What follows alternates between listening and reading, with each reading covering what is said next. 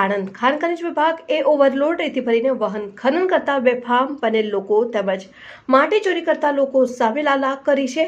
સોજિત્રા તાલુકાના ગામોમાં માટી ચોરીને ઉઠેલ ફરિયાદો બાદ ખાણ ખનીજ અધિકારીની સૂચનાને રોયલ્ટી ઇન્સ્પેક્ટર દ્વારા લીંબાલી ખાતે ખાનગી માલિકીની જમીનમાં માટી ખનનમાં દરોડા પાડ્યા હતા, જેમાં કોઈપણ જાતની જાણ કર્યા વિના જે મંજૂરી વિના માટી ભરીને સગે વગે થતી હોવાનું ધ્યાનમાં આવ્યું હતું। આ અંગે સ્થળ ઉપરથી જ એક જેસીબી મશીન, 3 ડમ્પર અને એક ટ્રેક્ટર સીઝ કરીને કાયદેસરની કાર્યવાહી હાથ ધરાઈ।